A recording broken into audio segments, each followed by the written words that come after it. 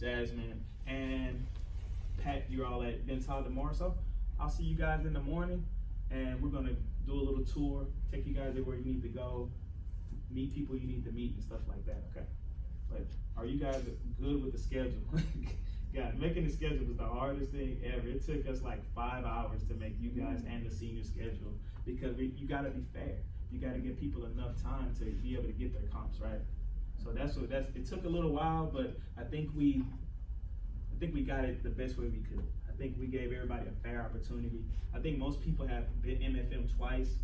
If you don't have it twice, then we'll pick it up. By the end of the time, by the end of the 2 years, everybody should be around the same exact numbers, rotation-wise. Yes, ma'am. I think we probably already addressed it. What time do we leave clinic? 3. 3, okay. Every day, 3 o'clock. 3 is the, unless you're late, I think you have to make up, if you're late that same day, make up that hour. You know, say if you come in at 7:05, you may have to stay to 4, you know, something like that. But 7 to 3, those are clinic hours. That will never change, guys, always 7 to 3. Class time can change. Clinic never changes, always 7 to 3. Unless you're in a specialty area where you start a little later. But the end time is always 3 o'clock. Okay. But that don't mean, don't go packing your stuff up at, 2:50, because, or don't be in the middle of the exam and, I gotta tell the patient I gotta go. I can send somebody. Please don't do that. Make sure it's a proper handoff. Everybody know what I mean by handoff?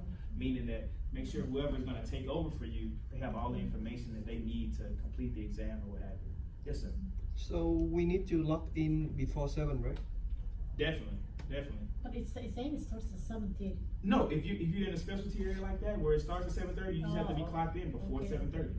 If you clocked in, that's why I say pay attention to the bottom because depending on where you are, like my people at Bental MFM, you guys technically don't have to be there until 7:30, but tomorrow I really want you guys there a little early so we can give the tour and show you where lockers are, things of that nature. Bless you. Ooh, bless you. God bless you. Mr. Creative? Yes, ma'am. What is the time earliest we can sign in or log in?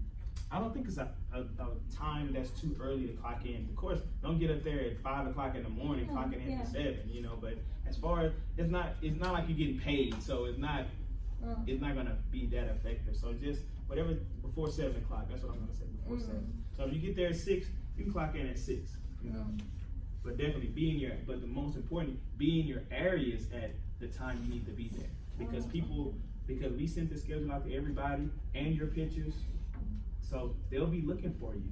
Like even Sangeeta today, she was like, when the juniors start? And I was kind of talking to her about expectations and things of that nature. So they'll be they know your faces already. They already looked on the paper like, okay, that's who's coming, that person. They're gonna be looking for you tomorrow. So, definitely be there on time, in your area on time. So, because sometimes guys, the tech may let you go get breakfast, right? And so that's fine. Nothing wrong with that. If you be in your area at 7 and say it don't start, we don't have nothing going till 7:30, and they say, hey, take 15 minutes to go get breakfast. Take 15 minutes, guys. Don't take more than that. Don't abuse that, because then they may not offer that again. If they see you abusing that, they probably won't go get your coffee. Okay? So be mindful of that and try to, work well with the techs because they're the ones that are going to help you out. In clinic, though, you're going to be more aligned on the technologist than you will be, because I won't be there all the time. So if we want to go bathroom and stuff like that, we have to let them know, take a permission. I wouldn't. Can I go to the restroom? You're not in elementary. I'll step out 1 second. Just let them know what you're doing, especially if you're going to be gone for a period of time. So, guys, we're good on the schedule? And we log out after 3? After 3? You can, but you can't stay past 5:30 because the insurance doesn't cover students past that time. But cause we end at 3, so we can log out after 3. Right. Because sometimes you'll be in the middle of an exam. You want, and depending on what kind of student you are, because something like me, I used to, I used to have to work right after school. So I was one of those students like, it's 3 o'clock. All right, guys, sorry, but I gotta go. But then you got some students that, they'll stay till like 4 because they want to help. They'll help the technologists out. If I was able to do that, I would. So you can stay, but not You're not Not supposed later to. than 5:30. Like, I It's not would, mandatory, right? it's It's not not, I exclusive. wouldn't do that on a regular basis. Now, I wouldn't be staying at 5:30 every day. I'm just saying, if you have an extended exam, I would stay to finish that exam. Oh, okay. You know, I would ask permission before you stay. Sure, Till 5, sure. especially you stay that late. Yes, ma'am. But we can't comp after hours. Exactly, you can't count after hours. Cause remember, all your images have a time stamp on them. Okay? Anything else on the schedule? After hours, 3 or 5? 3. But like say for instance, like I said, if you're in the middle of an exam and you're comping at 2:30 and you started at 2:30 and you didn't finish at 3:30, that's a comp. Yeah, that's a comp. That's a comp. You just gotta make sure you have that indirect supervision. Somebody's there, right? President, you good? All right. So, some clinical expectations, guys, I have for you guys would be, especially just getting in clinic, would be confidence. You know, go in there, have, you know, it's gonna be tough. It's gonna be a little intimidating for some of us that have never been in the hospital setting. You know, you're gonna be running on your feet. So, you know, try to have as much confidence as you can, you know, in what you know. Have confidence in what you know, okay? Also, patient care, guys. That's probably the most important thing when it comes to the patient. The better you treat the patient, the more cooperative you're gonna be. They're gonna be with you because a lot of times, you guys are just gonna be back scanning a lot to begin with. But unless you give it like someone like Angie is from day one, she'll be like, here, Uber, go get this patient, bring this patient in the room and start this exam. Okay? So it depends on the tech you're working with, but most of them you're gonna be back scanning. But someone like Angie's my classmate, she's gonna throw you in the fire day one. Okay? Remember, like I said, don't turn down opportunities. Okay? Even if you don't know the protocol, every single image, guys, you know, do what you know. Do what you know. You know, even if you don't take any pictures, go in there and practice, right? You know, don't ever turn down opportunity to scan. Especially not this early, right? Don't ever turn it down this early because I know Angie. She may not even ask you the rest of the day, do you want to scan? You'll be the paper scanner the rest of the day. Here, go scan this in the system. Here, go scan this in the system. You won't be scanning a patient. Okay?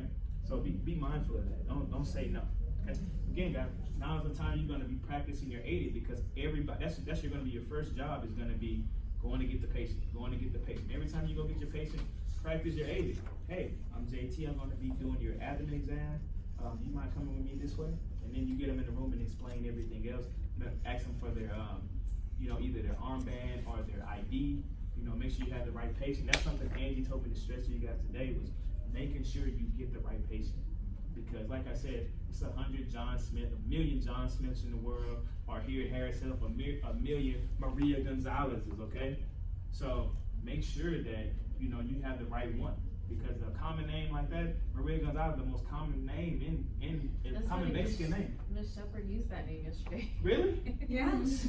I didn't even talk to Miss Shepherd about this. I'm just saying that to be careful. You know, like someone like Norsworth, I'm not too many of us. You know, so those common names. Make sure you have the right person. Identify that person with their 2 patient identifiers. Okay. Okay, and again, practice your AIDed. Also, clinical scanning skills and technique.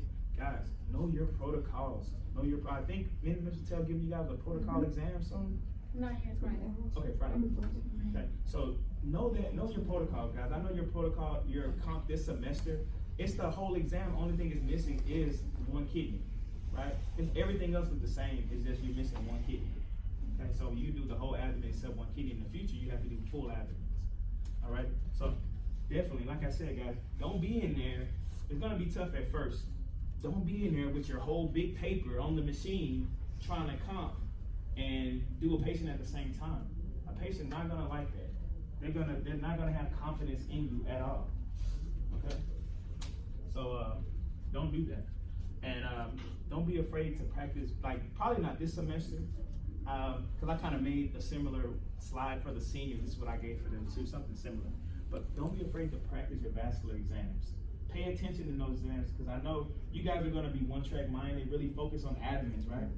You have a whole 6 rotations.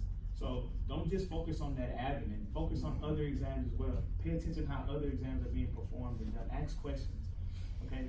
But don't ask in the middle of the exam, hey, how you know, ask after the exam, but just pay attention to what's going on and how they're using the machine, okay? Some other expectations, these are stuff I added today. This is stuff I added today. So, guys, I talked to Sangeeta today. She is the Bentab MFM manager or supervisor. She's really, you'll notice that some of the techs and some of the people you're gonna work with, they're kind of territorial. Like, if I'm working with Miss Jessie, y'all gonna work with her. If she's working with Samin, she better not catch Samin working with Monica. She go, Samin, you my student. What you doing over there with Monica? And she will call you out. She will not be happy. So stay with your person. Stay with your technologist, okay? So that's Sangeeta can be that's her area, right? She's the manager of that space. So when you come there, I'm gonna take you guys, my people in the MFM, Uba, Farnaz, and Jasmine. I'm gonna take you guys up there to meet Sangeeta. Her department, she runs it. That's why we don't assign rooms, right? She's gonna do her job as far as assigning the rooms where you guys need to be. Okay? She's gonna lay out all her clinical expectations to you guys. Whenever you guys rotate through there, that's the first thing I want you to do. When you go to Bentab MFM, find Sangeeta. Okay? Because she's gonna give you the introduction to the department, show you around, tell you what she expects you to be doing. Okay? So she's really big about respect. I did want to put that in there because I know Sangeeta. If you ever work with her, guys, remember I told you guys how this is the person I had to sit directly behind in a really dark room and not say anything? That's Sangeeta. When she was in technology, she taught me. So it's really tough to do that. But try to stay awake, guys, because once the room is like this all day. You're gonna be in some room like this, dark like this all day. And she will write you up like she wrote me up when I was a student for falling asleep. It is hard to stay up in the clinic if you're not doing anything. You know, it's really hard to stay up, but try to focus, guys. But she's the manager, right? She's not anymore. She may scan. She may scan. You may work with her, but she's gonna assign you to different people. You know, in the MFM, because only 3 people can be at there at one time. Okay. So definitely abide by her rules. Abide by her rules. So whatever questions we have, we need to keep them in mind to ask them later. Right. You wanna whatever question you have about how the department's running, you wanna ask Sangeeta. Don't get if you have questions about the particular exam, you can ask the tech. But when it comes to how the department is running or the efficiency, ask Sangeeta. Because that's her department. She's really, Like I'm saying that, you know, in the middle of the exam, whatever questions comes in our mind, you're gonna keep it in your hold mind on to them. and Hold then on to them. ask Because them later. sometimes, you know, sometimes it's a limit to the question where you can the patient can get concerned, like, man, what's going on with me? If you happen to be the person asking a lot of questions, they're gonna assume like, man, what's going on with me? Like, am I different? So try to save your questions if you can to the very end. But that's gonna be on the technology. The technology is gonna tell you their own guys, you're gonna have to learn how everybody works. I know that's gonna be tough, but eventually you're gonna know that. And you're gonna, like I said, you're gonna be talking to each other, sharing that information. But don't forget, like I said, judge people based on your interaction with them, not somebody else's. Okay? Next thing, you know, CMS is in the building, guys. We're getting reviewed right now because, as everybody knows, 2 people passed away, right? 2 people passed away in the at Bentab in the restroom. So that caused a whole system-wide review. So they're gonna be in the hospital the next few weeks while you're in clinic. And if you're in clinic, guys, be mindful. If somebody approaches you from CMS and they're asking you a question, say, I don't know, where's the pull station for a fire? Where's the emergency evacuation route? You guys don't know that off the top of your head, right? So don't ever say, I don't know. Don't ever say that. Always go take that person, a manager, a supervisor, or a technologist who knows these questions. Don't ever say, I don't know. Say, I'm not sure, but let me take you to somebody who is. Or let me take you to somebody who knows that. Okay? So don't ever just end with I don't know. It's not gonna be a good look for the school or, you know, the hospital system, period. So always take that person where they need to go because they're gonna be everywhere. I don't know where they're gonna be, okay? It's really important, guys, you don't have food and drinks in the work area, okay? Please don't have food and drinks. You're gonna get a $500 fine individually. That's your fine, you know, and that's gonna, you know, we're trying to pass the CMS review, so, you know, it's not gonna, you know, they're gonna, you know, give us a mark if you have food and drinks in the department. God, we do have lockers for my people at Bentab. If you have your own lock, bring it tomorrow so I can take you to where the lockers are so you can get a locker, okay? We do have lockers in the area where we clock in at, alrighty? Same thing at LBJ. If you have If you have, if you need a locker, you have to bring your own lock, okay? Bring your own lock, and then you'll be assigned a locker. Ms. Patel, she'll assign you a locker.